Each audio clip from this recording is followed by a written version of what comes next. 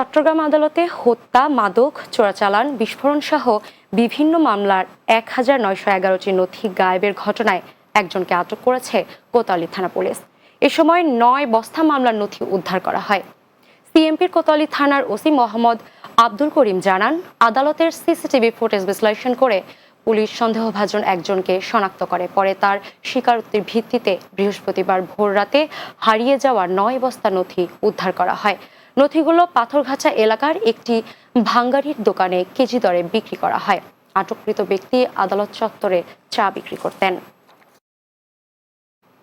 চট্টগ্রামে দারুন নাজাত পরিষদের ৪র্থতম বার্ষিক ওয়াজ ও দোয়া মাহফিল অনুষ্ঠিত হয়েছে। নগরীর পূর্ব নাসিরাবাদ তুলাতলিতে অনুষ্ঠিত দোয়া মাহফিলে প্রধান অতিথি ছিলেন পতেঙ্গা ইসলামিয়া সিনিয়র মাদ্রাসার খতিব অধ্যাপক মাওলানা মাহমুদুল হাসান। চট্টগ্রাম জান্নাতুল ফেরদৌস মসজিদের পেশ ইমাম হাফেজ আমিনুল ইসলামের সভাপতিত্বে এ সময় উপস্থিত ছিলেন নিউ চাঁদগাঁও আবাসিক জামে মসজিদের খতিব মাওলানা শরীয়তুল্লাহ জিহাদি, চট্টগ্রাম জান্নাতুল ফেরদৌস জামে মসজিদের খতিব হাফেজ মুফতি মাওলানা ইমদাদুল ও বিশিষ্ট রাজনীতিবিদ ইঞ্জিনিয়ার মাহবুবুল হাসান রুমি সহ অন্যান্যরা। চট্টগ্রামের সাতকানিয়া উপজেলায় খোরশেদ আলম নামের এক ব্যক্তির নামে সামাজিক যোগাযোগ মাধ্যমে অপপ্রচারের প্রতিবাদে সংবাদ সম্মেলন করেছে ভুক্তভোগী পরিবারের সদস্যরা। বৃহস্পতিবার দুপুরে উপজেলার একটি রেস্টুরেন্টে ভুক্তভোগী পরিবারের সদস্যরা সংবাদ সম্মেলনের আয়োজন করেন। এ সময় লিখিত বক্তব্য পাঠ করেন খোরশেদ আলম। তিনি অভিযোগ করে বলেন, এলাকার কিছু চিহ্নিত সন্ত্রাসীর সাথে কথা কাটাকাটির জেরে তাদের উপর হামলা চালিয়ে বাড়িঘর ভাঙচুর করেছে।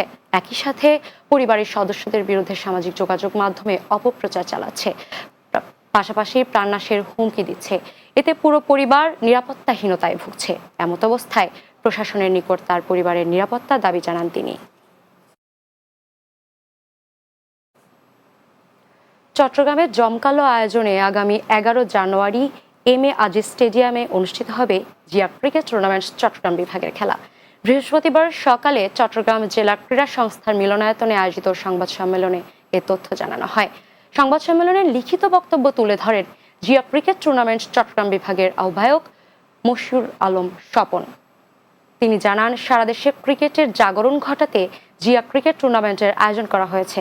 এ সময় উপস্থিত ছিলেন চট্টগ্রাম মহানগর বিএনপির সদস্য সচিব নাজিমুর রহমান, জিয়া ক্রিকেট ব্যবস্থাপনা কমিটির সদস্য এস.এম. সাইফুল, মিডিয়া কমিটির আহ্বায়ক আর.ইউ. চৌধুরী শাহিন সহ অন্যান্যরা উপস্থিত ছিলেন। চট্টগ্রামে যে দল জয়লাভ করবে সে দল কেন্দ্রীয়ভাবে ঢাকায় অংশ নেবে।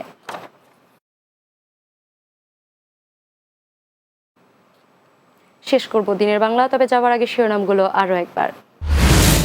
পৌষের শেষে ঘন কুয়াশায় বেড়েছে শীতের তীব্রতা, ৫ জেলার মৃত শৈত্যপ্রবাহ, সর্বনিম্ন তাপমাত্রা নওগাঁর বদলগাছিতে ৯.১।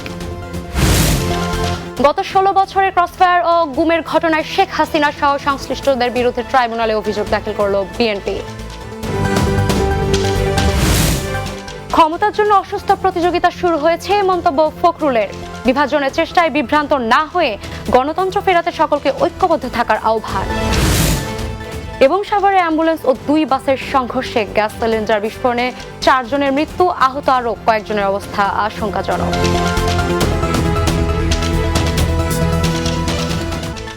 এই ছিল দিনের বাংলায়। পরবর্তী সংবাদ রাত ৯টায় দেখার আমন্ত্রণ রইল। এতক্ষণ সাথে থাকার জন্য ধন্যবাদ সবাইকে।